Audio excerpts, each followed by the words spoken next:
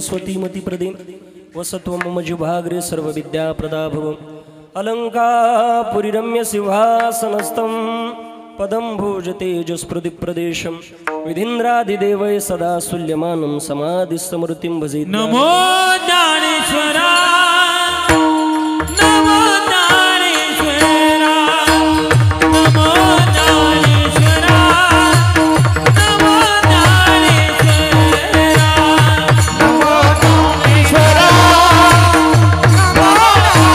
ज्ञानेश्वरा नमो ज्ञानेश्वरा नमो ज्ञानेश्वरा गुरुदेव उदारा सोमादेवा मुक्ताबाई नमो त्रिभुवन पावनी मुक्ताबाई नमो त्रिभुवन पावनी मुक्ताबाई नमो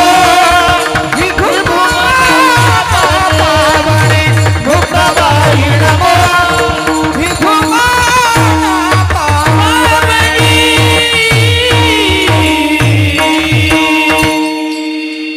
आइए हनुमत विराजिए कथा कुरुमति अनुसार प्रेम सहित गादी जल बधारिजिए पवन कुमार जय जय श्री राधा रमण जय जय नवल किशोर जय गोपी चित चोर प्रभु जय जय माखन चोर श्री राधा मेरे स्वामिनी मैं राधे जी को दास जन्म जन्म मोहि दे जियो श्री वृंदावन निवास अष्ट सिद्धि नवनिधि के दाता असबर दीन जानकी माता राम रसायन तुम्हारे पास सदा रहो रघुपति के दासा हृदय सद्गुरु जिन्हें तारिला संसार गुरु मनोन विशेष अत्याधुर विवेकावरी मस्तक हे पाया मस्तक हे पाया मस्तक हे पाया या वार करी संताचा या वार करी संताचा वार करे संताचा वार करे संताचा वार करे संताचा हे मस्तक हे पाया वारी या वार करी संताचा या वार करी संताचा या वार करी संताचा हे मस्तक हे पाया वारी या वार करे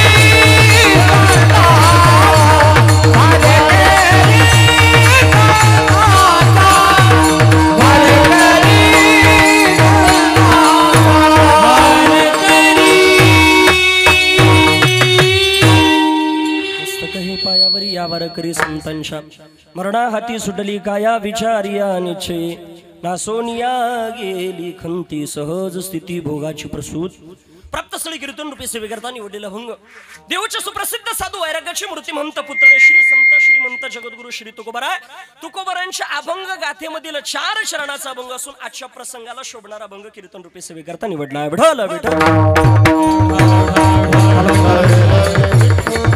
अभंगाचा भावार्थ आणि नामसरळ अर्थ जर बघितला तर फार सोपा आहे प्रस्तुत अभंगामधनं जगद्गुरु श्री तुकोबराच्या जीवनामध्ये हे आयुष्य ज्याच्या करता भेटलं आपल्या जीवनामध्ये या आयुष्यानं जे साध्य प्राप्त करायचंय आणि ते साध्य प्राप्त करत असताना आपल्या जीवनामध्ये जे काही साधन केलं पाहिजे ते साधन केल्याच्या नंतर आपल्या जीवनामध्ये काय साध्य प्राप्त झालं याचं वर्णन करणारा अभंग त्या ठिकाणी तुकोबरायचा आहे. तुकोबराय म्हणता माझ्या जीवनामध्ये आयुष्यभर मी जे काही देवाचं चिंतन केलं त्याचा परिणाम अहम ब्रह्मास्मी या तत्वबोधाचा उपदेश अनुभूती ज्या वेळेला माझ्या जीवनामध्ये आली त्यावेळेला आता माझ्या जीवनामध्ये मरणाच्या तावडीमधून त्या ठिकाणी मरणाच्या हातातून माझी त्या ठिकाणी काया सुटली. आता माझ्या जीवनामध्ये मरणाची गरज राहिली नाही आणि त्याचा परिणाम आता माझ्या जीवनात कुठलीच खंत कुठलं दुःख राहिलं नाही. कारण माझ्या जीवनामध्ये आयुष्यभर मी जे काही कर्म केलं होतं ते आयुष्यभर कर्माचा परिणाम माझ्या जीवनामध्ये मी जो काही अट्टहास या तत्वबोधापर्यंत पोहोचण्याकरता केला होता ते माझ्या जीवनामध्ये साध्य झालं आणि आता भगवान परमात्मा आणि मी वेगळा राहिलो नाही त्याचा परिणाम माझ्या जीवनामध्ये आता मरण्याची गरज नाही विठ्ठल विठ्ठल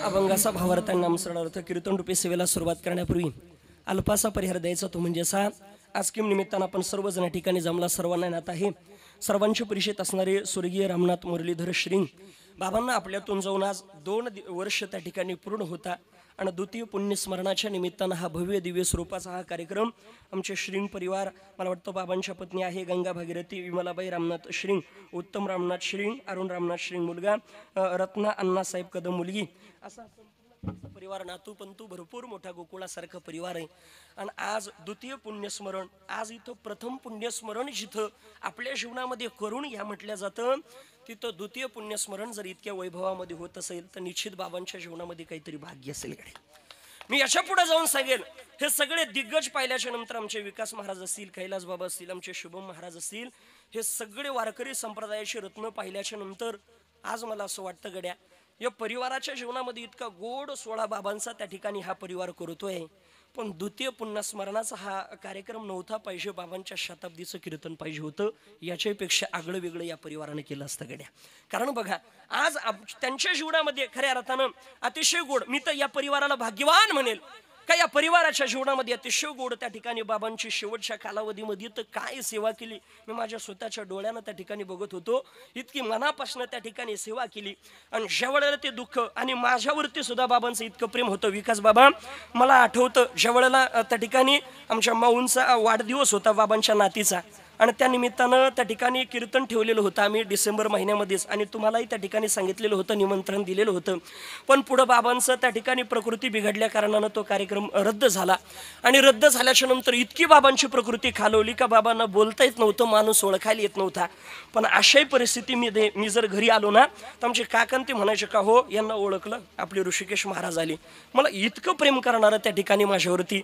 अगदी स्वतःच्या आजोबासारखं प्रेम करणारं या परिवारामधलं त्या ठिकाणी निघून गेलं आणि त्या माध्यमातून खऱ्या अर्थानं या ठिकाणी उपस्थित असलेले मृदंग महर्षी मृदंग अलंकार नाशिक जिल्ह्यामध्ये आज जी तरुण मुलं खऱ्या अर्थानं आपल्या जीवनामध्ये मृदंग ज्यांच्याकडे बघून शिकताना आमचे विकासजी महाराज बेलुकर श्री महाराजांकरता एकदा जोरदार टाळी झाली पाहिजे अतिशय गोड महाराजांच्या हाताला काही वजन आहे महाराज अतिशय सुंदर त्यांनाही मनापासून धन्यवाद या बाजूला आमचे कैलासजी महाराज पवार श्री महाराज खऱ्या अर्थानं श्री महाराजांच्या मुखामधनं हे दुग्भंजन ऐकावं होतं भक्त महाराजांच्या मुखामधनं मी असा विचार करत होतो का हे अनेकांनी जरी गायलं असेल तर पण यांच्याच मुखातून ते गोड का वाटतं तर याचं कारण हनुमंतरायाचं ते भजन आहे महाराज हनुमंतराय कोणाचे अवतार आहे भगवान शिवजीचे आणि भगवान शिवजीचा अवतार असणारे हनुमंतराय जर असतील तर हनुमंतराय त्या ठिकाणी भगवान शिवजीचे अवतार आहे आणि भगवान शिवजीचं राहणं जर कैलासात असेल तर हे दुग्भंजन कैलास महाराजांच्या मुखातून नाही ऐकणं वाटणार तर कोणाच्या मुखातून ऐकावं वाटणार आहे श्री महाराज अतिशय गोड महाराजांचा आवाज आहे महाराजांचा आवाज ऐकला का मी तो सुदबुदुक होई नाही का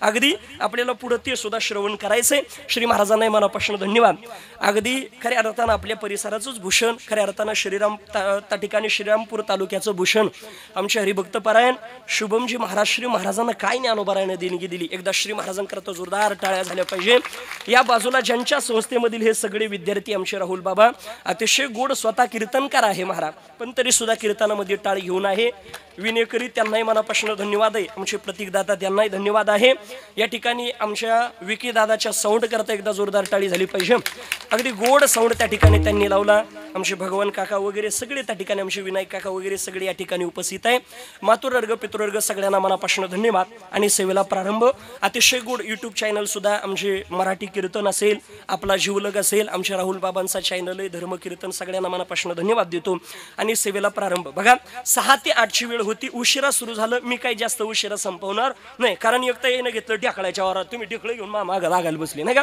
अगदी कमी कालावधीमध्ये गोड चिंतन मांडण्याचा प्रयत्न करणार आहे फक्त आता बसले असे शेवटपर्यंत शांत चित्तेने बसा आपले रेकळ आपापल्या जवळ गपचिप त्या ठिकाणी सांभाळा कोणी कुजबूज करू नका हे हात जोडून विनंती विठ्ठल विठ्ठल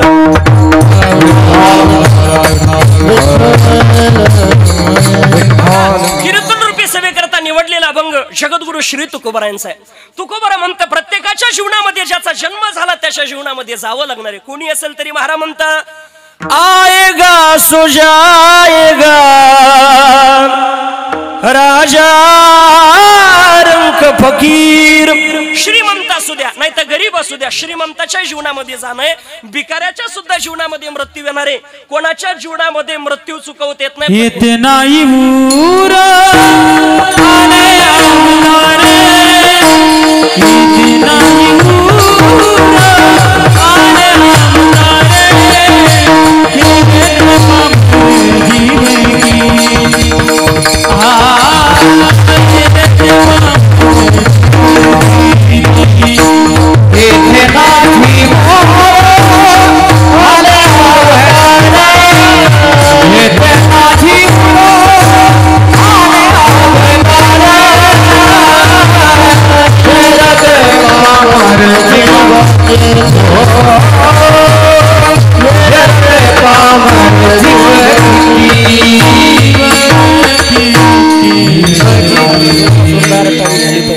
महाराज म्हणता येत नाही ओरो आली अवतार एरती पामर शिव कितीशी अवताराला आले.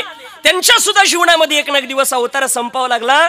तुमच्या आमच्या त्या ठिकाणी पामर जीवाची काय गोष्ट आहे. महाराज म्हणता 9 भी मर गई, 10 भी मर गई सहस्र 33 कोटी देवता मर गई पडे काल के फासी. आपल्या जीवनामध्ये प्रत्येकाला जावं लागतं, मृत्यू प्रत्येकाला येणार आहे हो, पण आपल्या जीवनामध्ये अंतकाळ मनुष्याच्या जीवनामध्ये साधता आला पाहिजे. महाराज बघा बाबांच्या जीवनामध्ये किती गोड अंतकाळ, किती गोड पर्वणी साधली. त्यांच्या जीवनामध्ये त्यांना दुसरी तिथ त्या ठिकाणी बघण्याची गरजच नाही. मला असं वाटतं ज्या तिथीला माझ्या रामलल्लाची प्राण प्रतिष्ठा अयोध्येमध्ये होते त्या तिथीला त्या ठिकाणी बाबांचं पुण्य स्मरण येतं. यापेक्षा वेगळं भाग्य काय असलं पाहिजे. रामप्रभू म्हणजे सामान्य नाही. प्रत्येक देवाच्या जर जीवनाचा विचार केला तर प्रत्येक देवाची अवतार परंपरा ही ब्रह्मदेवापासून आलेली आहे. बघा रामायणामध्ये आपण वाल्मिकी रामायणाचा जर विचार केला तर वाल्मिकी ऋषींनी त्या ठिकाणी रामप्रभूची अवतार परंपरा सांगत असताना ती ब्रह्मदेवापासून कशी आली तर वाल्मिकी रामायणामध्ये वाल्मिकी ऋषी असं वर्णन करतात. श्री राम प्रभूच्या पित्याचं नाव आहे राजा दशरथ, राजा दशरथाच्या पित्याचं नाव अजराजा, अजराजाच्या पित्याचं नाव नभाग, नभागाच्या पित्याचं नाव ययाती, ययातीच्या पित्याचं नाव नहुष, नहुषच्या पित्याचं नाव अंबरीश, अंबरीशाच्या पित्याचं नाव प्रशुशुक, प्रशुशुकच्या पित्याचं नाव मरु, मरुच्या पित्याचं नाव शिग्रक, शिग्रकाच्या पित्याचं नाव अग्निवर्ण, अग्निवर्णाच्या पित्याचं नाव सुदर्शन, सुदर्शनाच्या पित्याचं नाव शंकर, शंकराच्या पित्याचं नाव प्रवृद्ध, प्रवृद्धाच्या पित्याचं नाव अंशुमन, अंशुमनाच्या पित्याचं नाव दिलीप, दिलीपाच्या पित्याचं नाव भगीरथ, भगीरथाच्या पित्याचं नाव कुकुत्स, कुकुत्साच्या पित्याचं नाव रघुराजा, रघुराजाच्या पित्याचं नाव असमंज, असमंजाच्या पित्याचं नाव सगर, सगराच्या पित्याचं नाव असित, असिताच्या पित्याचं नाव भरत, भरताच्या पित्याचं नाव ध्रुवसंधी, ध्रुवसंधीच्या पित्याचं नाव सुसंधी, सुसंधीच्या पित्याचं नाव मानधाता, मानधाताच्या पित्याचं नाव युवानश्व, युवानश्वाच्या पित्याचं नाव धुंदुबार, धुंदुबाराच्या पित्याचं नाव त्रिशंकू, त्रिशंकूच्या पित्याचं नाव अनरण्य, अनरण्याच्या पित्याचं नाव बाण, बाणाच्या पित्याचं नाव विवस्वान, विवस्वानाच्या पित्याचं नाव मनु, मनुच्या पित्याचं नाव इक्ष्वाकू, इक्ष्वाकूच्या पित्याचं नाव कुक्षी, कुक्षीच्या पित्याचं नाव विकुक्षी, विकुक्षीच्या पित्याचं नाव कश्यप, कश्यपाच्या पित्याचं नाव मरीची आणि मरीचीच्या पित्याचं नाव ब्रह्मदेव. साक्षात ब्रह्मदेवापासून या 40 पिढ्या मी तुमच्या समोर मांडलेल्या आहे. अशा बाबा कृष्ण प्रभूच्याही सांगता येतात, अशा परशुरामांच्या ब्रह्मदेवापासून सांगता येतं. पण परत कीर्तन ठेवा मग सांगतो एका पाकिटात सगळं कसं शक्य नाही का. असो पण त्या माध्यमातून उगच नाही असे 5 वर्षाचं नारळ घेऊन ठेवलेलं असो, पण त्या माध्यमातून त्या ठिकाणी बघा असे असणारे रामलल्ला त्या राम प्रभूच्या जीवनामध्ये खऱ्या अर्थानं त्यांची प्राण प्रतिष्ठा जिथं होते तो पावन पवित्र दिवस आहे. ही पर्वणी साधला हा पर्वकाळ गेला अंतरीचा मळ. हे सहजासहजी आपल्या जीवनामध्ये प्राप्त होत नाही बाबा. त्याच्याकरता साधूच्या संगतीमध्ये जावं लागतं.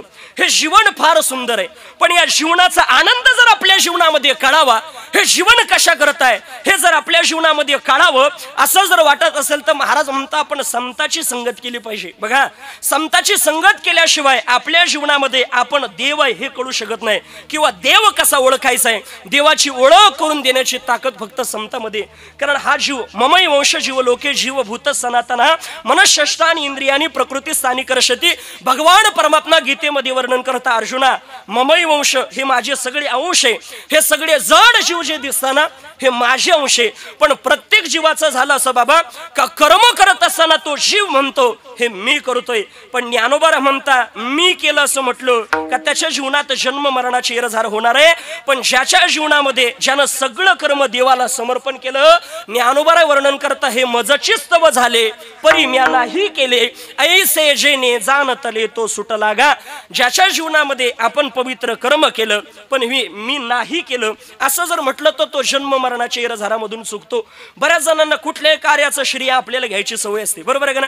एखाद्या वेळेला कैलास बाबा आपण जर कीर्तनाला गेलो ना, काही काय म्हणता महाराज तिथे जाऊन आले तुम्ही, मग मीच म्हणलो होतो त्यांना तारीख घ्या, तूच म्हणला होता, अरे त्यांची ना आमची आधी ओळख आहे, तू म्हणला होता. येरझार चुकवणार आहे, चुकते. आणि आपल्या जीवनात ती चुकावी असं जर वाटत असेल तर पवित्र कर्म करा.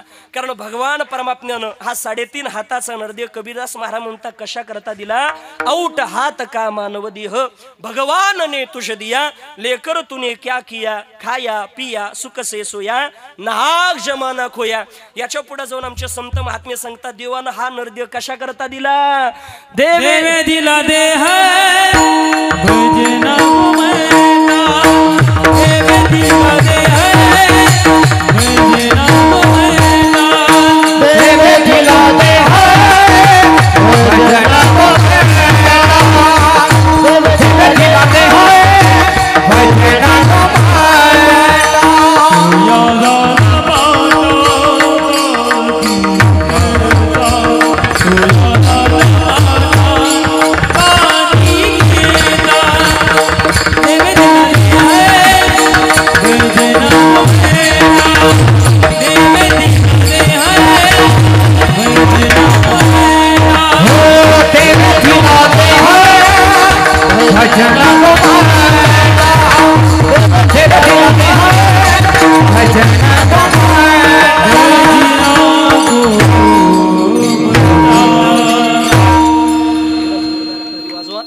असं यांचं गायन वादन ऐकलं असं वाटतं फक्त गायनच ऐकत राहावं.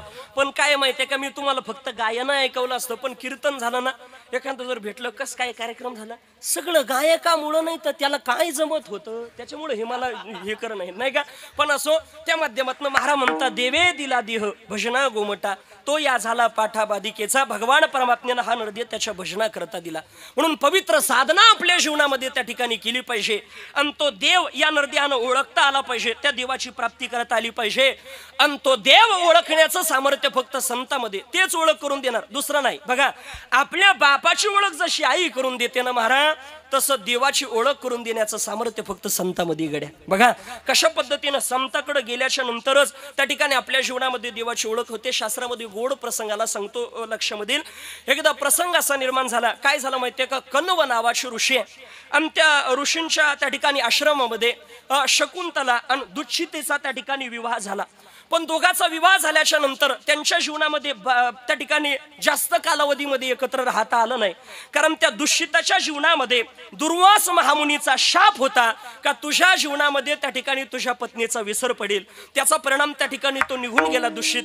आणि ती शकुंतला त्याची जी पत्नी आहे ते कण्व नावाच्या ऋषींच्या आश्रमामध्ये थांबते.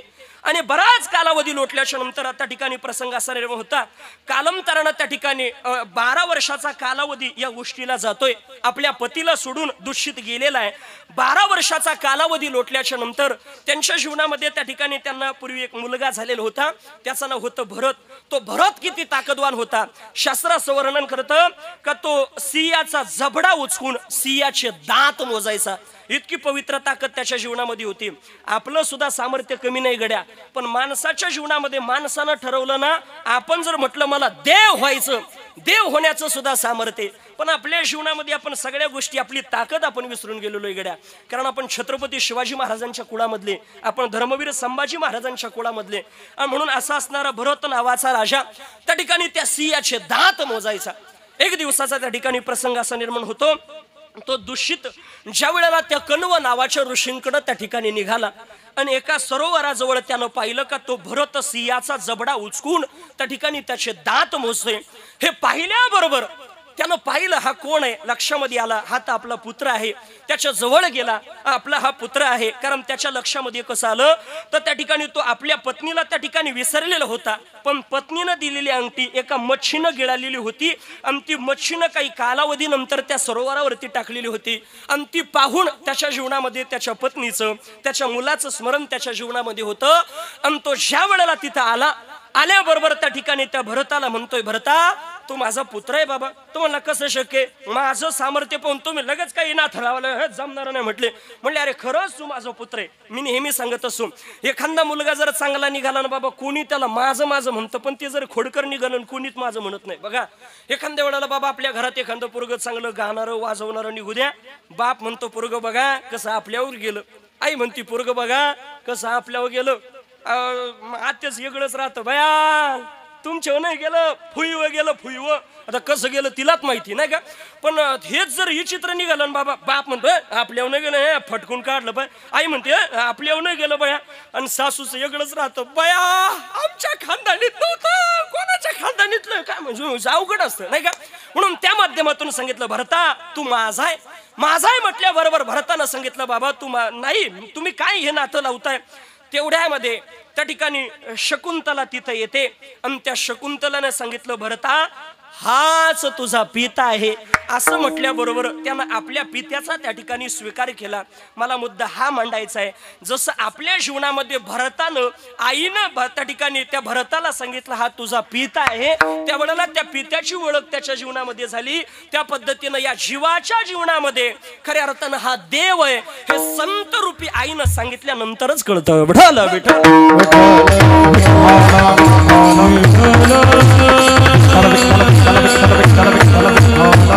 ज्यांच्या जीवनामध्ये कळाला त्यांच्या जीवनाचा त्या ठिकाणी सोडणं झालं, त्यांच्या जीवनाचा त्या ठिकाणी उद्धार झाला. बघा त्या गोपिकांच्या जीवनाचा जर विचार केला, रामायणामध्ये वानराच्या जीवनाचा जर विचार केला, तर वानरांनी त्या भगवान परमात्म्याला जाणलं, त्या भगवान परमात्म्याला ओळखलं, त्याचा परिणाम आपल्या जीवनाचा उद्धार करून घेतला.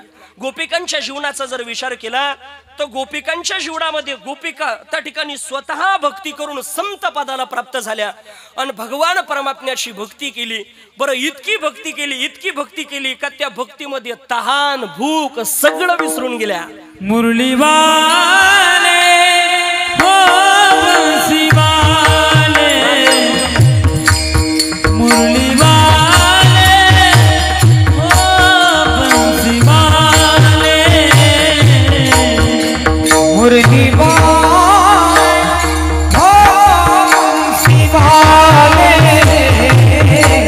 मुरली वाले हो बंसी वाले.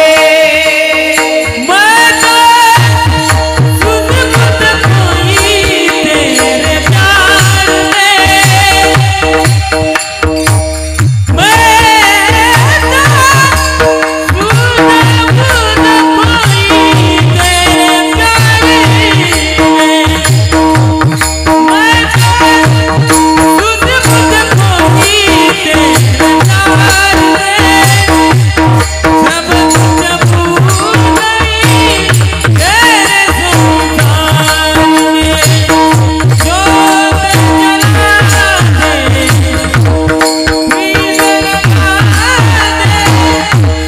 चरना मुरली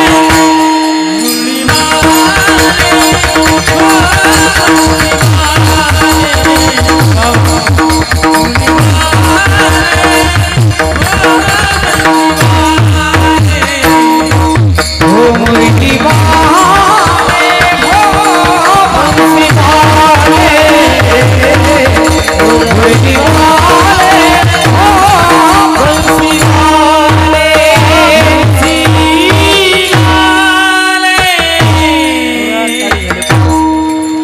काय भगवान परमात्म्यानं महाराजांना आवाज दिलेला असावा, महाराजांच्या हातामध्ये सुद्धा काय वजन दिलं.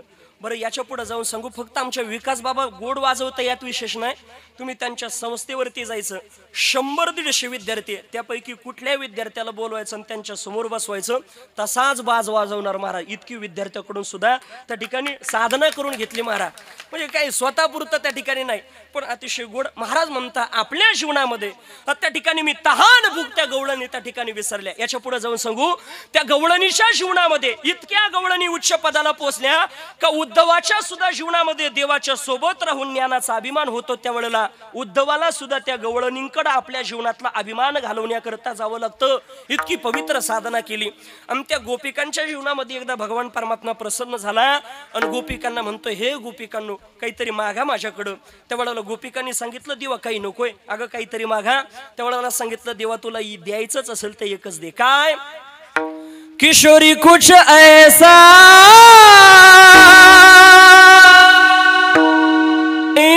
इंतजाम हो जाए, किशोरी कुछ ऐसा इंतजाम हो जाए, जुबां पे राधा राधा राधा नाम हो जाए, किशोरी कुछ ऐसा इंतजाम हो जाए. हे राधा राणी फक्त आमच्याकडून भजन करून घे, तुझं चिंतन करून घे, एवढंच दे. याचं कारण असं आहे, त्यांना हे जगत नश्वर आहे कळालं. आणि ज्याच्या जीवनामध्ये प्रपंच खोटा आहे कळाला, त्यांनी प्रपंचाचा त्यागच केला. तुम्ही बघा नवनाथ ग्रंथ जर वाचला तर त्याच्यामध्ये गोपीचंद नावाचा राजा आहे.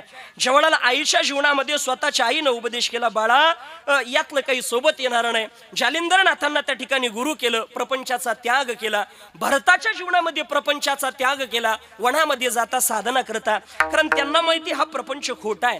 आपल्या सुद्धा जीवनामध्ये आपण प्रपंचामध्ये रममान होतो, याचं कारण हा खोटा आहे कळालेला नाही.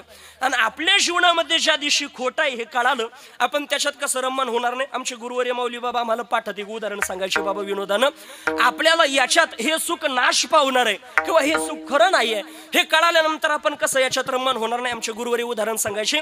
काय झालं, एका कॉलेजला अनेक मुलं मुली होते महाराज, आणि त्यापैकी एका मुलीचं त्या ठिकाणी मुलीचं मुलाचं लग्न झालं. हे काही नवीन नाही, हे सध्या चालूच आहे नाही का. आणि म्हणून त्या माध्यमातून दोघांचं लग्न झालं आणि लग्नाला बरेच दिवस झाले बाबा.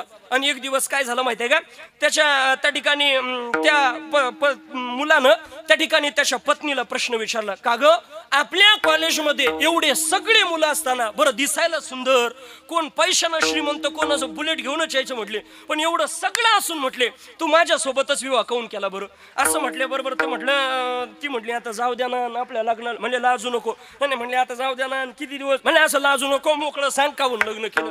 त्यावेळेला सांगितलं, म्हटले बघा अनेक जरी मुलं असले ना म्हटले, पण तुमच्या सोबत का विवाह केला, तो तुमचे दात आहे ना इतके चमकायचे, इतके सुंदर दिसायचे. म्हटले काय सांगावा. तो म्हणला, अगं मग तर तू तर फसलीच. म्हणले कस काय. हे सगळे दात खोटे. कसे. मी लहानपणी एकदा जोरात गाडीवर चाललो आणि स्पीड ब्रेकर वरून आदळलो आणि पडलो, माझे 32 दात पडले. म्हटले मग हे कसे चमकणारे. त्यानं लगेच तो बोळका काढला आणि दाखव ते खोबडच पडेल दिसलं. म्हटले बघा हे सगळे नकली. म्हटले ती बिचारी निराश झाली. म्हटले अहो आपण जे बघून प्रेम केलं हे तर खरं नाही. परत त्या ठिकाणी आता ती म्हणली, का हो ते जाऊ द्या, पण तुम्ही एवढ्या मुली असताना माझ्या सोबतच का विवाह केला. तो म्हटला, अगं तुझे जे केश ना अशी सुंदर दिसायची. म्हणले काय सांगावं. ती म्हणली मग तर तुम्ही फसलेच काय. मला असं वाटलं मीच फसले काय, तुम्ही गाजर पारखीत निघाले काय. म्हणले कस काय. म्हणले अहो हे सुद्धा खोटे. कसे. मी एकदा लहान असताना मला लहानपणामध्ये इतका मोठा ताप आला, त्या तापामध्ये माझे सगळेचे सगळे केस उडून गेले. म्हटले मग हे म्हटले मग तुमच्या दाताप्रमाणेच आहे. तिनं लगेच तो बुचुडा काढला, बालाजीला गेल्याप्रमाणे चमनच दिसायला लागलं महाराज नाही का. आता मला सांगा दोघांचा अगोदर जे प्रेम आहे ते नंतर राहणार आहे का. त्या पद्धतीनं हा संसार खोटा आहे. लट्टी का व्यवहार सर्व हा संसार, लट्टी का व्यवहार सर्व हा संसार, लट्टी का व्यवहार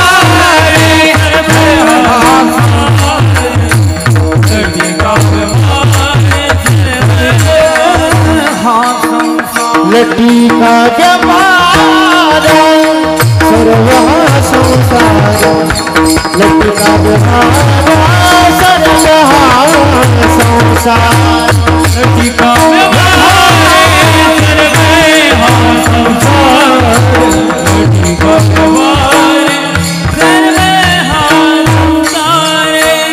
वाया रे धार हरी हरी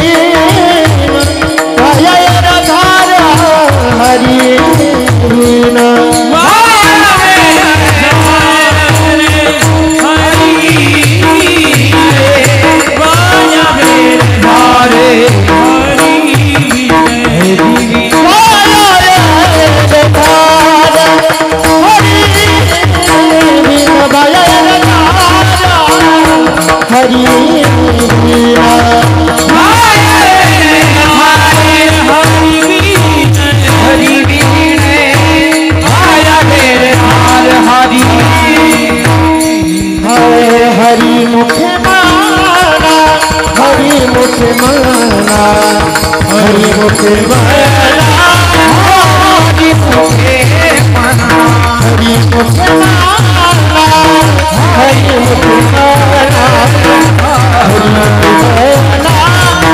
हरिमुखे म्हणा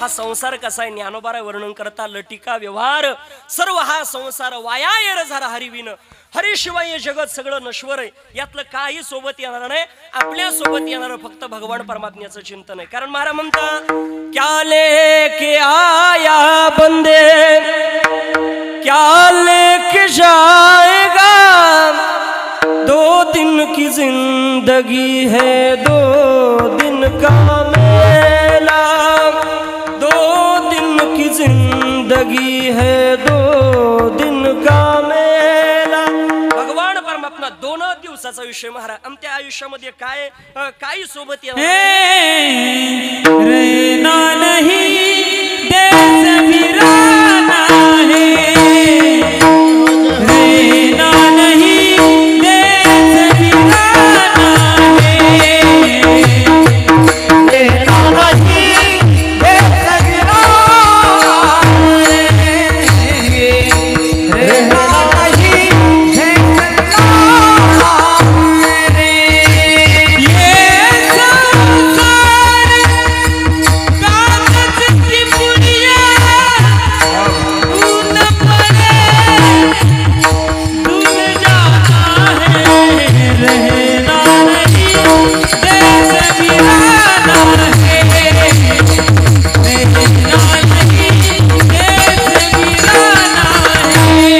देश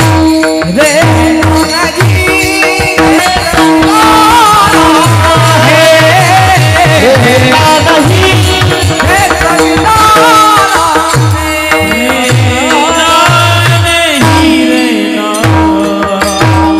इथं राहणं नाही कबीरदास महाराज म्हणता जावं लागणारी गड्या पाण्यावरला बुडबुडा कधी फुटून जाईल सांगता येत नाही तसं हे देह आहे क्षणभंगूर याचा भरोसा नाही महाराज म्हणता कधी आपल्या जीवनामध्ये जावं लागेल म्हणून धनाच्या ऐश्वर्याच्या पाठीमागं कधी लागू नका हे सगळं नैश्वर आहे इथं राहणार आहे आपल्या सोबत येणार काही नाही फक्त देवाचं चिंतन आहे आणि या देशाची परंपरा एका गड्या या देशाची श्रीमंती जर ठरवायची असेल तर या देशाची श्रीमंती पैशावाल्यावरून ठरू नका आपल्या जीवनात तसं जर पाहिलं तर हा देश गरीब आहे असं समजू नका एकेकाळी हा देश असं म्हणता इतका श्रीमंत होता पण तो इंग्रजांनी लुटून नेला म्हणत्या मी काय पाहायला नव्हतो नाही तर मी त्यांना धरून ठेवला असतं नाही का पण असं म्हणता इंग्रजांनी लुटून नेला म्हणून खऱ्या अर्थानं पण आपल्या देशाचा जर विचार केला तर हा देश फार श्रीमंत होता पण आता जर देशाची श्रीमंती ठरवायची असेल ना आपला भारत देश किती श्रीमंत आहे एखाद्या श्रीमंताकडे बघून आपल्या भारत देशाची श्रीमंती ठरू नका आपल्या भारत देशाची श्रीमंती जर ठरवायचीच असेल तर जा प्रयागराज क्षेत्रामध्ये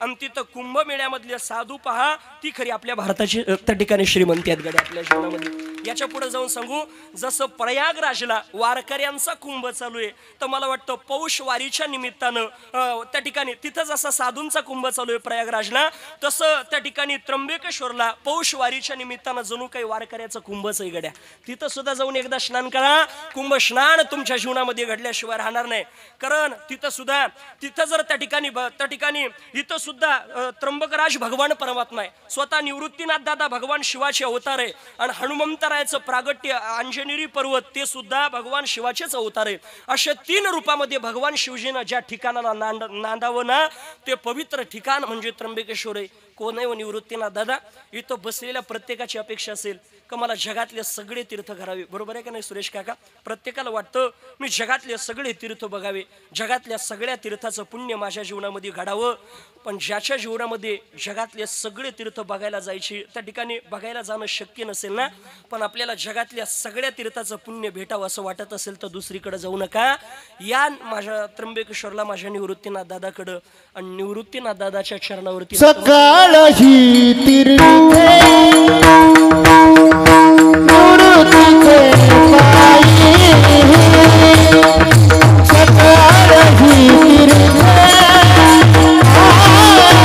निवृत्तीचे पायी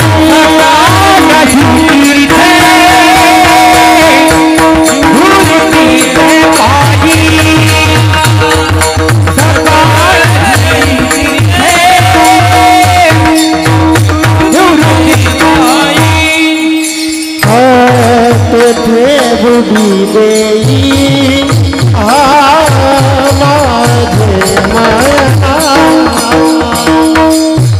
बुडी देई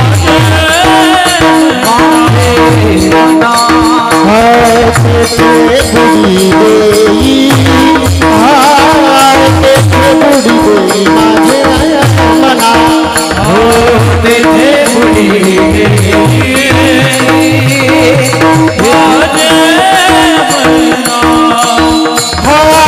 आता मी नंतरी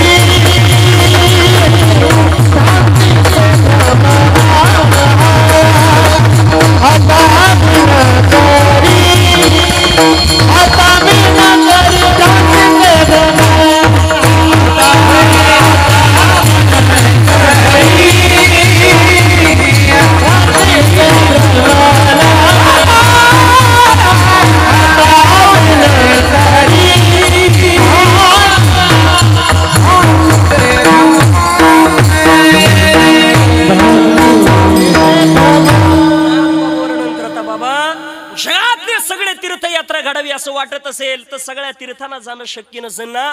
कोणत्याच तीर्थाला जाऊ नका. काही वेळेला पहिलंच पुण्य स्मरण करणं सुद्धा काही लय अवघड जातं. सुराशी साहेब बघा, एकदा काय झालं, एकानं त्या ठिकाणी 1-2-4 दिवस झाले विकास बाबा एक जण महाका आला, त्याच्या बापाचं वर श्राद्ध झालं, मॅच कीर्तन केलं. आता मी नाव सांगत नाही तर जा तिडून द्या काढी लावून, नाही का, म्हणजे द्या जाळ करून मावन काय. मग झालं असं, तो आला, तो म्हणला भो झालं भो एका पराचा मोकळा. म्हणजे काऊन, म्हणजे मोकळा झाला, मला काही कळना. म्हणजे एका पराचा मोकळा झाला. म्हणजे काय, 2 दिवस झाले. म्हणजे बापाचं श्राद्ध झालं एका पराचा मोकळा. म्हणलं बाप काय तो बोखंडी बसेल होता का काय होतं, म्हणलं मोकळा झाला म्हणून राहिला, नाही का. पण बघा, आपल्या जीवनामध्ये आपल्या करता खऱ्या अर्थानं आपली पवित्र तीत आपल्याकरता जर कोणती असेल, ज्याचे मायबाप गेले ना त्याच्याकरता अक्षय तृतीया गुढीपाडवा ही पवित्र तीत नाही. ज्ञानोबराय वर्णन करता का सोम सूर्यादी ग्रहणे एवनी करती पारवणे का माता पितर मरणे अंकित जे दिवस. कारण वडिलांची पुण्यतिथी म्हणजे सामान्य नाही.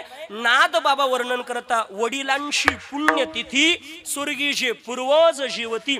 आपल्या जीवनामध्ये त्या पुण्यतिथीला स्वर्गातले पूर्वज इथं भोजन करण्याकरता त्या ठिकाणी येत असतात. इतकी पवित्र त्या ठिकाणी ही तीत असते. आणि म्हणून आपल्या जीवनामध्ये ती साधता आली पाहिजे. आपल्या जीवनामध्ये साधूची संगत करता आली पाहिजे.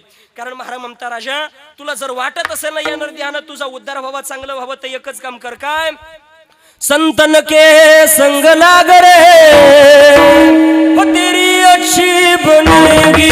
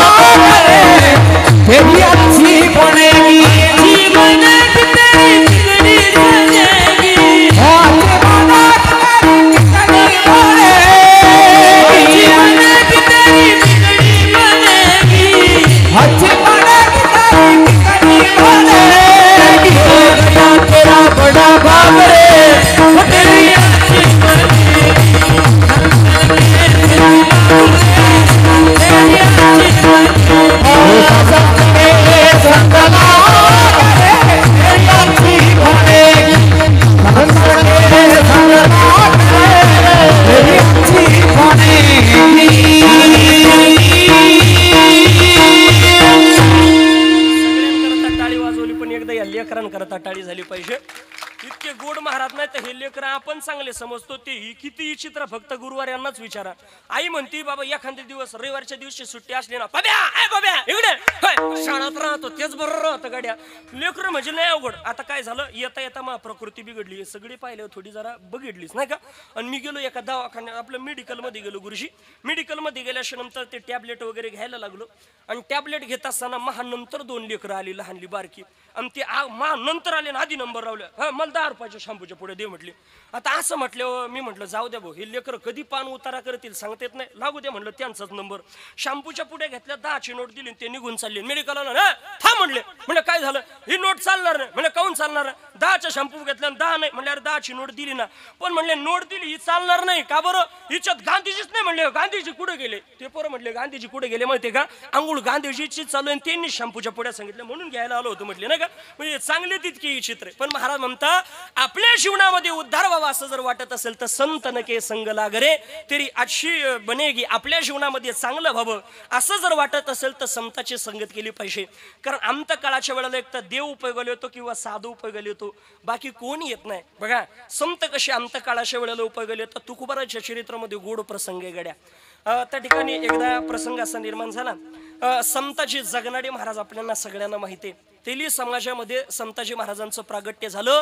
घाण हाकायचा, त्या ठिकाणी त्याच्यातून जे तेल निघल ते विकायचं आणि आपल्या जीवनामध्ये त्याच्यावरती त्या ठिकाणी उदरनिर्वाह करायचा. असे असणारे संताजी महाराज. बरं घाण हाकण्याकरता काय असायचं बाबा पूर्वीच्या काळामध्ये? बैल असायचा. प्रत्येक सगळी शेती वगैरे काय कशावरती असेल तर बैलावरती, नाही का? म्हणून त्या ठिकाणी घाण हाकायचा आणि त्याच्यातून आपल्यावरती त्या ठिकाणी उदरनिर्वाह करायचा. पण एक दिवस झाला असं ते तेल विकण्याकरता देहू गावामध्ये गेले आणि जगद्गुरु श्री तुकोबारायचं भजन ऐकण्याकरता मंदिरामध्ये गेले. एका माता मौलीला विचारलं इथं भजन चालतं का? हो तुकोबारायचं भजन चालतं. भजन ऐकण्याकरता गेले. विचार करा ज्यांची अभंग आमच्या शुभम महाराजांच्या कैलास महाराजांच्या मुखामधून आपण ऐकतो, चाल लावल्यानंतर चालबद्ध केल्यानंतर तो अभंग आपल्याला डोलायला लावतो, तिथं श्री महाराजांच्या मुखातून किती गोड वाटत असेल विचार करा. प्रत्येकाच्या जीवनामध्ये त्या ठिकाणी त्यांच्या अंतकरणाला पाझर फुटला. पण दुर्दैव असं का तिथं लाईट वगैरे नव्हती. पूर्वीच्या काळामध्ये काय असायचं? दिवे वगैरे, ह्या जुन्या आजीच्या काळात चिमण्या असायच्या, चिमण्या बरोबर आहे का ना? त्याच्यात राखेल घालायचं. पण त्या नंतर मध्ये ते सरकारनं राखेल बंद करून टाकलं. का बरं माहितीये का? काही नवऱ्याचं बायकोच भांडण घेतलं, राखेल जागा ओतून घेत सुटल्या. ते म्हणजे नकोच भाऊ आपल्यावर, नाही का? म्हणून प्रसंग असा निर्माण झाला. त्या वेळेला त्या ठिकाणी परत संताजी महाराज आले. त्या माता माऊलीने विचारलं का हो ऐकलं भजन? भजन फार सुंदर होतं पण भजन करणारा महात्मा दिसला नाही. कारण ते तिथं अंधार होता. मी काही 8 दिवसातनं 4 दिवसातनं तेल देत जाईल, ते दिव्यामध्ये घालून त्या मंदिरामध्ये दिवा चालू करा. घरी आले आणि बरा त्या ठिकाणी त्यांच्या जीवनामध्ये कुठंतरी गावाला जायचं. पत्नीला सांगितलं अगं मी असं नाही असं 8 दिवस गावाला चाललो. बरं पत्नी असं विचारू शकत नव्हती कुठं चालले काय. पण अहो आपल्याकडं बऱ्याच जण त्या ठिकाणी आपण उसनवारी घेऊन ठेवलेली आहे. आता त्यांना तेल कसं द्यायचं? 8 दिवस पुरेल एवढं आहे, त्याच्या आत मी येतो. 15 दिवस झाले संताजी महाराज येत नाही. अनेक जण अपशब्द बोलायला लागल्याच्या नंतर आपल्या पुतण्याला बोलवलं. घाण हाकण्याकरता बैल जुंपला. त्या बैलाला त्या ठिकाणी अनेक प्रयत्न, संताजी महाराजांना थाप टाकल्याबरोबर बैल चालायचा. आज त्या बैलाला आसुडानं मारल्या जाते. आज त्या बैलाची शेपटी त्यांचा पुतण्या पिळतोय, पण शेपटीला चावा घेतो तरी तो बैल चालत नाही. आसूड ओढले, बैलाची पाठ त्या ठिकाणी रक्तबंबाळ झाली. रक्तबंबाळ पाठ झाल्याच्या नंतर त्यावेळेला त्याच्या जीवनामध्ये ज्या वेळेला रक्तबंबाळ पाठ झाली त्यावेळेला बैल सोडून दिला. सोडून दिल्याच्या नंतर त्या ठिकाणी बराच कालावधी झाला आणि बराच कालावधी नंतर त्या ठिकाणी आपले पती अर्थात संताजी महाराज घरी आले. आणि संताजी महाराज घरी आल्यानंतर प्रसंग असा निर्माण होतो. पत्नीनं घडलेला वृत्तांत सांगितला. पहाटेची वेळ झाली. संताजी महाराज घाणे आखण्याकरता बैल जुंपला आणि बैल जुंपल्याच्या नंतर बैलावरती थाप टाकली. पण बैलावरती थाप टाकल्याबरोबर हाताला रक्त लागलं. हे रक्त कशाचं विचारलं. त्यावेळेला त्या ठिकाणी त्यांचा पुतण्या म्हणतो काकी पाहिलं का? आपण मारून सुद्धा बैल चालत नव्हता, शिपटी पिरगाडी बैल चालत नव्हता. तिथं त्या ठिकाणी संताजी महाराजांनी काकानी फक्त थाप टाकली बैल चालायला लागला. पाहिलं अरे तुम्ही मारून बैलाची पाठ रक्तबंबाळ केली. काकी म्हणते हो मारून रक्तबंबाळ केली तरी बैल चालला नाही. संताजी महाराज रडायला लागले आणि रडताना संताजी महाराज सांगता खरं सांगू गड्या या संताजीचा बैल शेपटी पिरगळून चालत नाही. या संताजीचा बैल त्याच्या पाठीवरती आसूड ओढल्याच्या नंतर चालत नाही. या संताजीचा बैल घाणे हाकण्याकरता चालावं असं वाटत असेल ना त्याच्या कानात तुकोबारायचं नाव घ्यावं लागतं. त्यावेळेला संताजीचा बैल चालतो गड्या. विचार करा संताजी महाराजांच्या बैलाची जर तुकोबारायवरती इतकी श्रद्धा असेल त्यांची किती असेल. आणि त्यांच्या जीवनामध्ये त्या ठिकाणी त्यांनी गाथा लिहिला. ज्ञानोबारानं जशी ज्ञानेश्वरी सांगितली लिहिली नाही, सच्चिदानंद बाबानं त्या ठिकाणी ती लिहिली. त्या पद्धतीनं संताजी महाराजांनी तो गाथा लिहिला. आणि गाथा पूर्ण झाल्याबरोबर आता तुकोबाराय म्हणता काहीतरी मागा संताजी, काही नका गाथा लिहिण्याचं सद्भाग्य दिलं याच्यापेक्षा काय पाहिजे नाही, काहीतरी मागा. त्यावेळेला सांगितलं माझ्या अंतकाळाच्या वेळेला त्या ठिकाणी तुम्ही माझी सोडवण करण्याकरता त्या ठिकाणी या अंतकाळाच्या वेळेला या. तुकोबाराला मान्य झालं. तुकोबारा म्हणता बघा संताजी मी जर तुमच्या अगोदर गेलो ना तुम्ही मला 3 ओंजळ मुठमाती द्यायची आणि तुम्ही माझ्या अगोदर गेले तर मी 3 ओंजळ तुम्हाला मुठमाती देणार. दोघाचं ठरलं. या गोष्टीला बराच कालावधी झाला. तुकोबाराय आता वैकुंठाला जाणार. संताजीला कोणीतरी बोलवण्याकरता जा. पण संताजीनं सांगितलं माझा घाणा चालू आहे. म्हटले थांबा मी येतो. पण संताजीचा घाण्यानं जणू काही त्यांचा घाणाच घातला महाराज. संताजी महाराज आले नाही. तुकोबाराय वैकुंठाला निघून गेले. इकडे आले निराश झाले. आपण दिलेला शब्द पाळू शकत नाही पण तुकोबाराय पाळता का बघू. या गोष्टीला बराच कालावधी लोटला आणि आता संताजी महाराजांनी देह ठेवला. संताजी महाराजांची अंत्ययात्रा निघाली आणि त्यांना समाधी देण्याकरता त्या ठिकाणी घर केलं. त्या ठिकाणी त्यांना पुरून द्यायचं, समाधी द्यायची म्हणून घर केलं. संताजी महाराजांचं पार्थिव त्या घरामध्ये ठेवलं. संपूर्ण अंगावरती माती टाकायचे, पण मुखावरती माती पडली का संताजी महाराज उठून बसायचे. आता मला सांगा, आपण काही पुरून वगैरे देत नाही, पण जर समजा काका आपण एखाद्याच्या अंत्यविधीला गेलो आणि त्याला आगणी डाग देतो, नागणी डाग देता देता ते उठून बसलं, ते म्हणलं काय घेऊन आला, आपण चिंगाट घर नाही, लोक चिंग चिंग चिंग चिंग चिंग चिंग चिंगाट झिंगाट सारखेच घरी गेले महाराज. त्यावेळेला परत त्या ठिकाणी संताजी महाराजांनी देह ठेवावं, परत यावं, परत मुखावरती माती पडली का परत त्या ठिकाणी उठून बसायचं. असं दिवसभर चाललं. बाकीचे त्यांच्या मुलाला म्हणता, भाऊ तुला काय करायचं तू बघून घे. आता शेवटी बापाचं पार्थिव ठेवलं, सगळे निघून गेले. एका झाडावरती त्या ठिकाणी चढले, काय घडतं बघू. मध्यरात्रीची वेळ झाली आणि तुकोबाराला सदेह वैकुंठ गमन करून बरेच दिवस झालेले, पण तरी सुद्धा मध्यरात्रीच्या वेळेला श्री तुकोबारा प्रगट झाले. संताजी महाराजांच्या मुलानं पाहिलं, तुम्ही इथं कसे? म्हटले नंतर सांगतो. आता संपूर्ण पार्थिवावरती माती टाकली, काही होत नव्हतं, पण मुखावरती माती टाकली का तुकोबारा उठून बसायचे. पण आता मात्र तुकोबारानं 3 ओंजळ मूठ माती दिली आणि संताजी महाराज त्या ठिकाणी समाधिस्थ झाले. बघा, त्यावेळेला आता संताजी महाराजांच्या मुलानं प्रश्न विचारला का हो तुम्ही इथं कसे? त्यावेळेला घडलेलं सांगितलं, मी तुमच्या वडिलांना वचन दिलेलं होतं. आता मला सांगा, आपल्या जीवनात सामान्य मनुष्यानं वचन दिलं तो पाळू शकतो? नाही, हे फक्त संत करू शकता. आणि अंत काळाच्या वेळेला संत उपयोगाला येणारे. महाराज म्हणता बाकी कोणी माता पिता बंधू बहिणी कोणी न पवती वाणी. माता पिता बंधू बहिणी कोणी न पावती वाणी. इष्ट मित्र सजन तो सुखाची मान.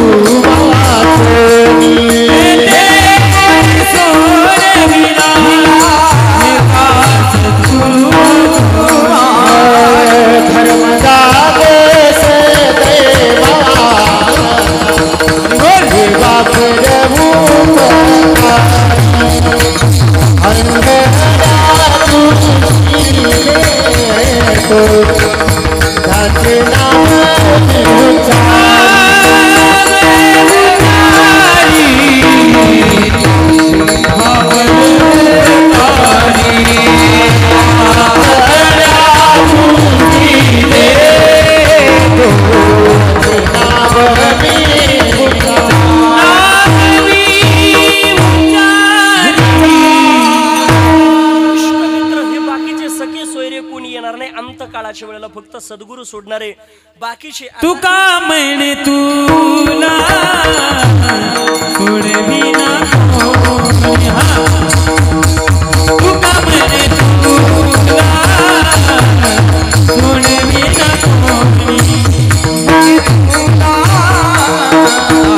सोडविना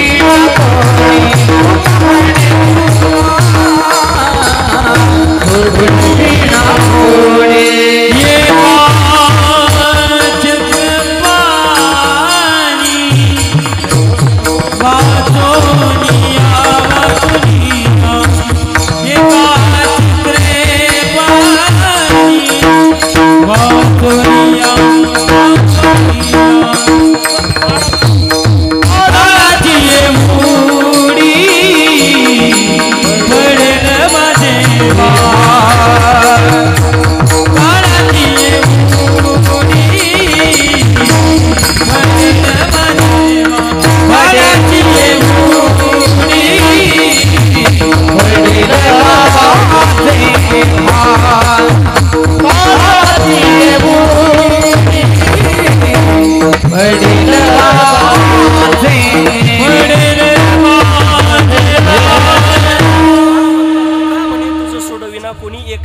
पाणी वाचून या.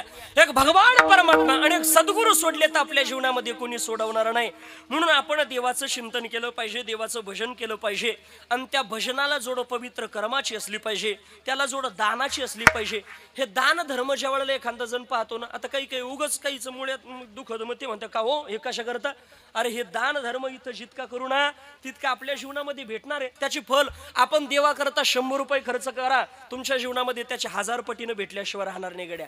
मी सांगून जाईल इथं अन्नदान फार महत्वाचं आहे. प्रत्येक दान आपल्या जीवनामध्ये द्रव्य देताना एखाद्या पात्राचा विचार करावा लागतो. एखादा गरीब दिसत असेल पण तो जर पिऊन आपल्या पैशानं त्याच्या पत्नीला मारत असेल तर त्याला दान करू नका, पुण्य नाही उलट पाप लागणार आहे. पण महाराज म्हणतात सर्वाभूती द्यावी अन्न द्रव्य पात्र विचारून. द्रव्य देताना पात्राचा विचार करा, अन्न देताना कशाचा विचार करू नका. आणि अन्नदान किती श्रेष्ठ आहे. आपल्या जीवनात भरपूर तप असेल पण अन्नदान नसेल तर बघा त्याचं त्या ठिकाणी आपल्या जीवनामध्ये त्याचा कसा परिणाम होतो. शास्त्रामध्ये गोड प्रसंगाला सांगतो लक्षामधील. एकदा प्रसंग असा निर्माण झाला. फार पूर्वी विदर्भामध्ये त्या ठिकाणी एक श्वेत नावाचा राजा झाला. त्याच्या जीवनातला प्रसंग आहे. या श्वेत नावाच्या राजाच्या जीवनामध्ये यानं 1000 वर्ष तप केलं. आता पूर्वीच्या कालामध्ये आयुष्य सुद्धा भरपूर होतं. आता अल्प आयुष्य मानव देह नाही का, आता अल्प दिलंय. पण पूर्वीच्या कालामध्ये अनंत पटीनं त्या ठिकाणी आयुष्य असायचं. म्हणून त्या श्वेत नावाच्या राजानं 1000 वर्ष तप केलं. पण एवढं तप केल्याचा परिणाम त्याच्या जीवनामध्ये त्या ठिकाणी आता किती तप असेल साधन असेल पण मृत्यू येतो. त्या पद्धतीनं त्याच्या जीवनामध्ये मृत्यू आला. पण 1000 वर्षाचं तप वायाला गेलं नाही. कारण आपल्या जीवनामध्ये आपण देवाकरता 1 पाऊल टाकलं तर माझा देव आपल्याकरता 4 पावलं पुढे येत असतो. म्हणून त्या ठिकाणी ती तपश्चर्या 1000 वर्षाची असल्या कारणानं त्या ठिकाणी त्या श्वेत नावाच्या राजाला ब्रह्मलोकाची प्राप्ती झाली. ब्रह्मलोकामध्ये त्या ठिकाणी जागा मिळाली. आणि ब्रह्मलोकामध्ये जागा भेटल्याच्या नंतर पण तपानं ब्रह्मलोकात जागा भेटली पण खायला मात्र तिथं काही भेटत नव्हतं. कारण तप केलं पण अन्नदान केलं नाही.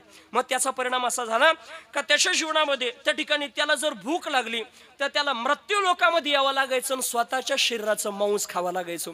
किती वाईट जीवन असेल विचार करा. तो भूक लागली का इथं मृत्यू लोकामध्ये यायचं. जे पार्थिव आपण सोडलंय त्या पार्थिवाचं मांस भक्षण करायचं, आपल्या शरीराचं मांस खायचं. एक दिवस त्यानं ब्रह्मदेवाला प्रश्न विचारला का हो मी एवढं तप केलं त्याचा काय उपयोग झाला. उपयोग झालाच ना म्हटले. तुला ब्रह्मलोक प्राप्त झाला पण का हो ब्रह्मलोकामध्ये मला अन्न जर भेटत नाही तर त्याचा काय उपयोग आहे म्हटले. त्यावेळेला सांगितलं तुला अन्न भेटत नाही याचं कारण तुझ्या जीवनामध्ये तू अन्नदान त्या ठिकाणी कधी केलेलं नाही. मग त्याच्यामुळं तुला तुझ्याच शरीराचं मांस खावं लागतं. त्याचा परिणाम भूक लागली का त्यानं मृत्यू लोकामध्ये यावं, आपल्या शरीराचं मांस खावं, परत ब्रह्मलोकामध्ये जावं. हे अखंड चालू राहिलं. पण एक दिवस आपल्याच शरीराचं मांस भक्षण करण्याकरता आल्याच्या नंतर त्याच्या जीवनामध्ये अगस्ती महामुनींचं अगस्ती ऋषींची भेट झाली, दर्शन झाली आणि त्याच्या जीवनामध्ये मांस खाणं मात्र तिथून बंद झालं. त्या परिश्रमामधून त्या ठिकाणी सुटका झाली.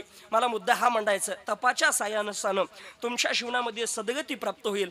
पण आपल्या जीवनामध्ये अन्नदान जर नसेल, बाकीचे दान त्याला जोड नसेल तर आपल्या जीवनामध्ये हे सगळे सुख आपल्यात प्राप्त होऊ शकत नाही. हे सगळ्या गोष्टी प्राप्त करण्याकरता सगळ्या दानाची गरज आहे, पवित्र कर्माची गरज आहे. काय होईल कर्मानं या निसर्गाचा नियम आहे. जन्माला आलं मरावं लागतं, मृत्यू झाला जन्म आहे. येण्याचे शरीरे शरीरा येणे सरी किंबहुना येर झारे चिरा पडे. ज्ञानोबा म्हणतात चिरकाल मनुष्याच्या जीवनामध्ये येरझारा मारावे लागतात बाबा.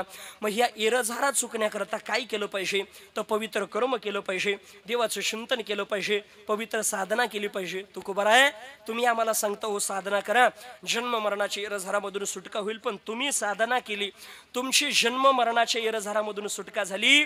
तुकोबारा म्हणता बाबा मी असं काही कर्म केलं ना आता माझ्या जीवनामध्ये फक्त जन्म मरणाच्या कर्मामधून सुटका नाही झाली, जन्म मरणाच्या येरझारातून सुटका नाही झाली तर आता मला मरण्याची गरजच राहिली नाही. अभंगाचं पहिलं शरण. मरणा हाती सुटली राजा, मरणा हाती सुटली राजा,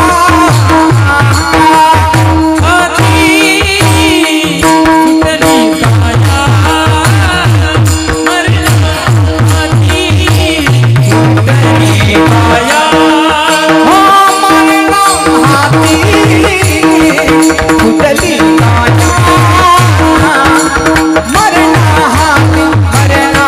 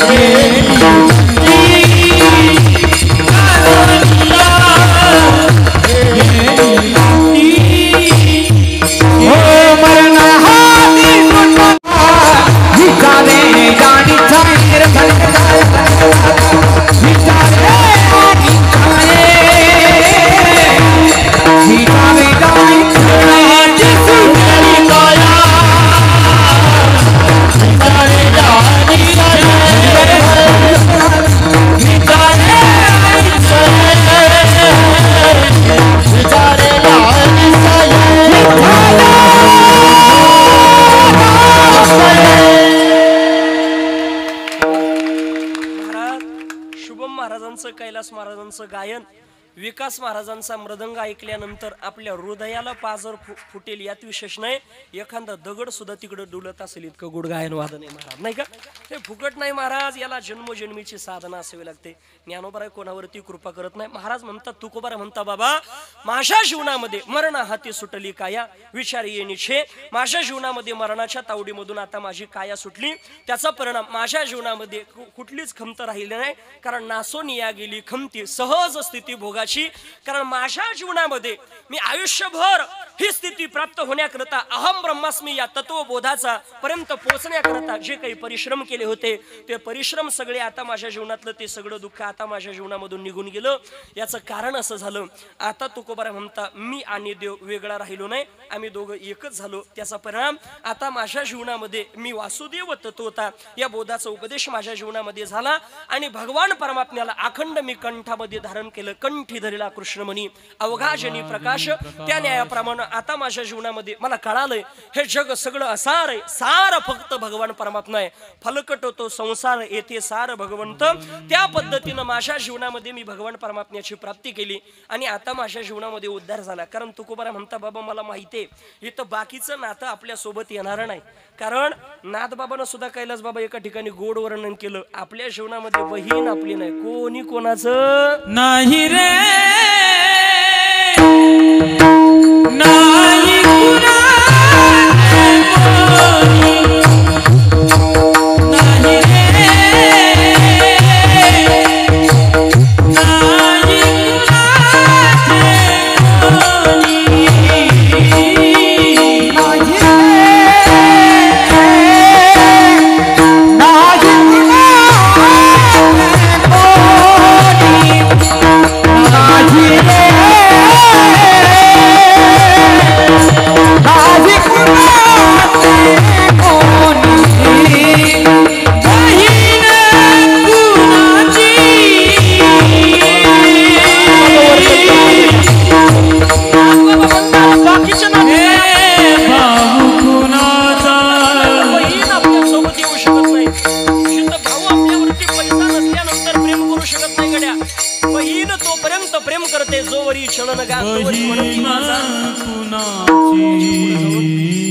जोवरी चाले मोठा धंदा तोरी बहीण म्हणे तिला प्रत्येक दिवाळी बहीण कुणाची तिच्या लेकराला गोड कपडे घ्यायचे.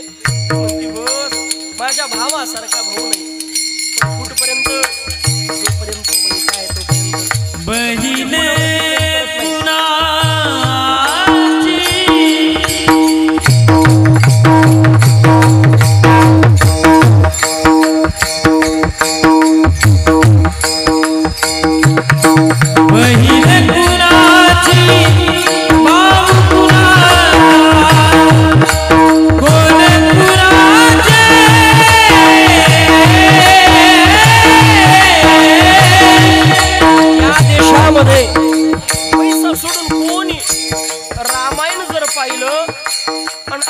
कलियुगाचा विचार केला कोणी कोणाचं राहील नाही. बघा भावा भावावरती प्रेम करावं, आताचा भाऊ भाऊ नाही, सारखा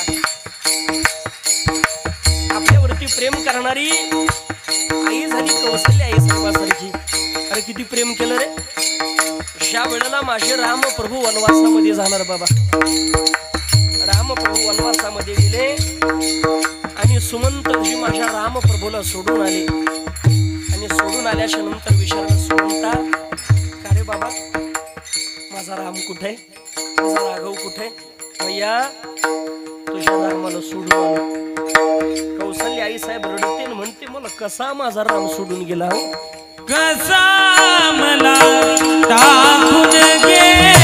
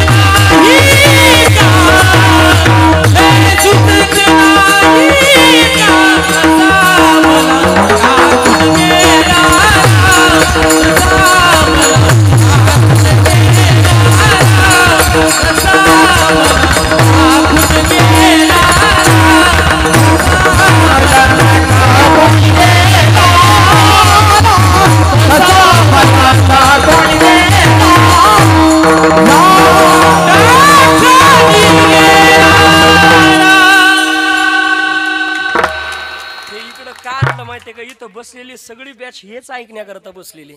कसा मला टाकून गेला राम, माझा भगवान परमात्मा मला सोडून गेला. म्हणून कौशल्य आई साहेब विरहामध्ये भरतजीनं राज्याचा त्याग, आपला भाऊ आपल्या जीवनामध्ये आपल्या राज्याकरता मला राज्य भेटावं म्हणून माझी आई जर माझ्या रामाला वनवास मागत असेल आणि मी राजगादीवरती बसल्यानं जर माझा राम वनवासामध्ये जर जात असेल तर आग लागो त्या राज्याला, असं म्हणणारा फक्त या देशामध्ये भरत आहे गड्या.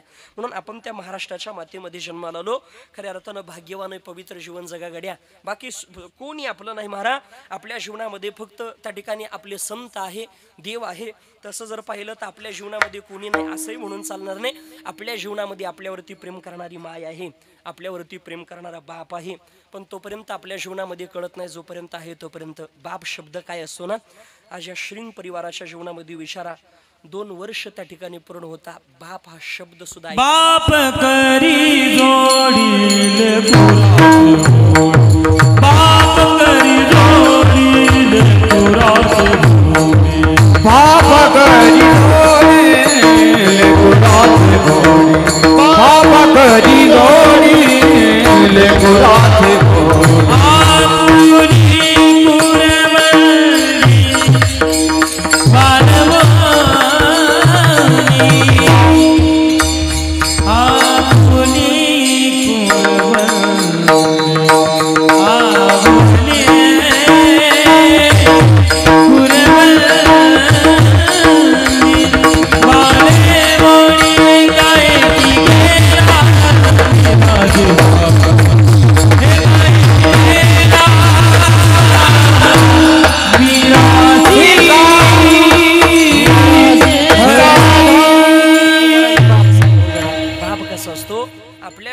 आपल्या सगळ्या सुखाचा त्याग आपल्या लेकरा करता असतो. बाप काय असतो माहितीये का, आपल्या जीवनामध्ये ज्या दिवशी बाप गेला ना गड्या, त्या दिवशी आपल्या जीवनातले सगळे सुख संपले समजा. आपल्या जीवनामध्ये मुलीच्या सुद्धा जीवनामध्ये माहेरामध्ये तोपर्यंत आनंद आहे जोपर्यंत आपला बाप जिवंत आहे, जोपर्यंत आपली माय जिवंत आहे. आपल्या जीवनामध्ये बाप हा शब्द सुद्धा आपल्या जीवनात ऊर्जा देणार. नेहमी सांगत असतो, आपल्या बापाला चालता येत नसू द्या गड्या, आपल्या बापाला खाटावरून उठता येत नसू द्या, पण आपल्या बापाची चप्पल फक्त दारामध्ये असेल तर त्या घराकडे वाईट नजरेनं कोणी पाहू शकत नाही. ताकद आपल्या बापामध्ये गड्या. आणि असा बाप त्या परिवाराच्या जीवनामध्ये सोडून गेला. पण एकही गड्या कौतुकाची थाप देणारा बाप आपल्या जीवनामध्ये सोडून गेला असेल, पण ज्ञानोबरायासारखी पवित्र माता मात्र या परिवाराच्या जीवनामध्ये आईची सुद्धा सेवा केली पाहिजे. गोड परिवार सेवा करतोय महाराज. आई सुद्धा काय असते माहितीये का, आपल्या मुलावरती महाराज आई किती प्रेम करते माहितीये का. ज्या पद्धतीनं एखादी पक्षीने आपल्या पिलावर प्रेम करते ना, त्या पद्धतीनं आई प्रेम करते महाराज. अतिशय सुंदर एका ठिकाणी वर्णन आहे. माया मंदिर हालले, हो मग तेच तेच. माया मंदिर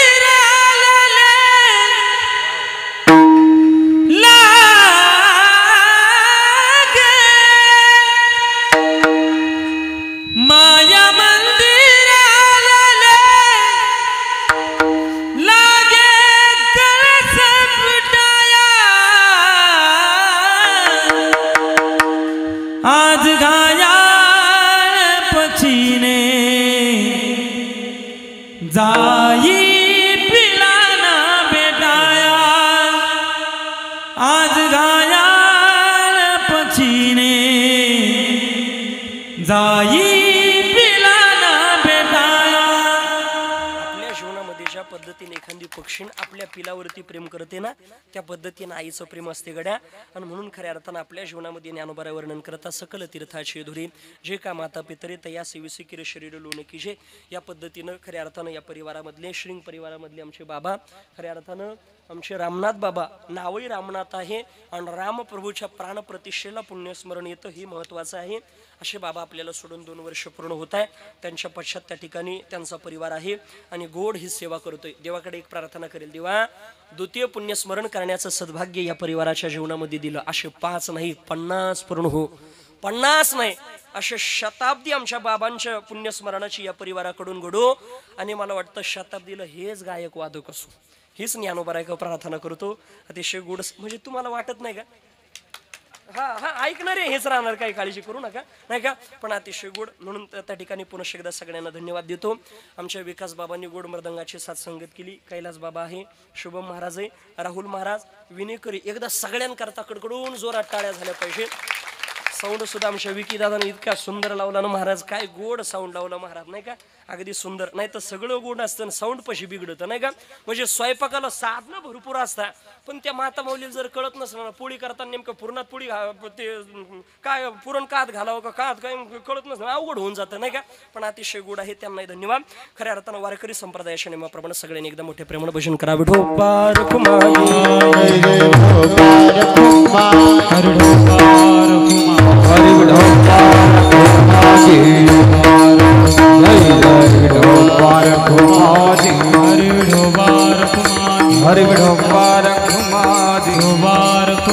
विठो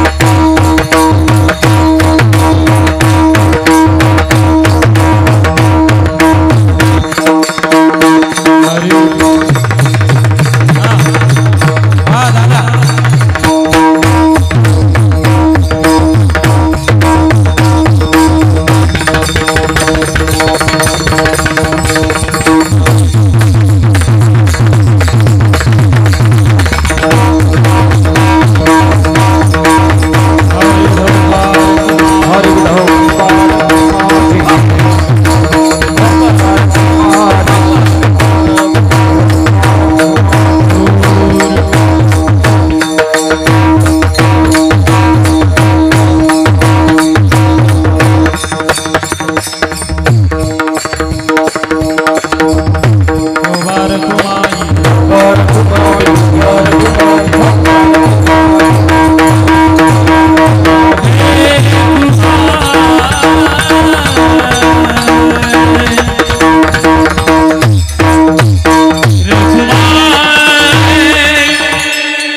मरणाहाती सुटली काया विचारी आणि चेना सोनिया गेली खंती सहज स्थिती भोगाची यथामती आता अवकाश अभंगाचा एका शरणाचा भाव बघितला बाकीचं सरळ सरळ घेतलं याचं कारण असे आपले फक्त 5-1 मिनिटं शिल्लक राहिले आणि त्याच्यामध्ये अजून 5-1 मिनिटं अतिक्रमण करून विकास महाराजांचं शिवपरण हे सगळं त्यांची अपेक्षा आहे म्हणून आता सगळ्यांची अपेक्षा 5-10 मिनिटं तेवढं आमच्याकरता म्हणून बोलण्याशोगत काही चुकीचे शब्द गेले असेल लेकरा शांत करणारा माफ करा ही सगळी मंडळी तुमच्या सगळ्यांवरती प्रेम करणारी आहे तेवढी त्यांची अपेक्षा पूर्ण करा आमचे संकेत दादा सुद्धा आमचे आवी दादा संकेत दादा कुठे लांबचा प्रवास असेल तर अखंड माझ्या सोबत राहणारी अतिशय गोड हा परिवार आहे सगळ्यांना मनापासून धन्यवाद सेवेला या ठिकाणी पूर्ण विराम 2 मिनिटं भजन करण्याकरता महिला मंडळ पुरुष मंडळ वरती हात करा करा वा लक्ष्मी शारंगधर सीतापती रघुवीर राधा गोविंद लक्ष्मी शारंगधर सीतापती रघुवीर राधा गोविंद राधा गोविंद रघुमाई पांडुरंग राधा गोविंद रघुमाई पांडुरंग राधा गोविंद रघुमाई पांडुरंग रघुमाई पांडुरंग लक्ष्मी शारंगधर सीतापती रघुवीर राधा गोविंद लक्ष्मी शारंगधर सीतापती रघुवीर राधा गोविंद राधा गोविंद रघुमाई पांडुरंग राधा गोविंद रघुमाई पांडुरंग राधा गोविंद रघुमाई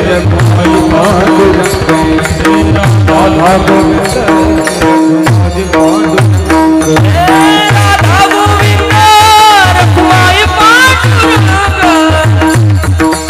राधा गोविंद रघुमाई पांडुरंग राधा गोविंद रघुमाई पांडुरंग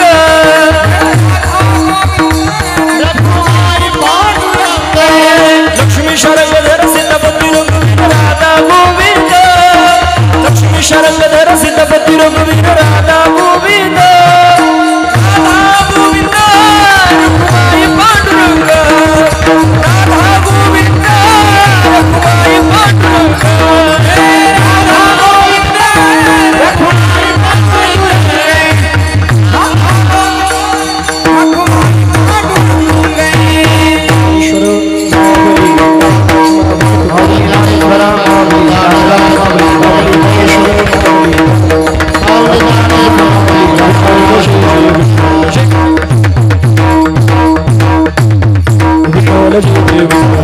विठाल जय जय विठाल होली लेले कुरे मेडे वाकुडे उतरे करा क्षमा अपराध महाराज रे नाये उच्चारिला जे करना पुरा करा क्षमा अपराध महाराज करा क्षमा अपराध महाराज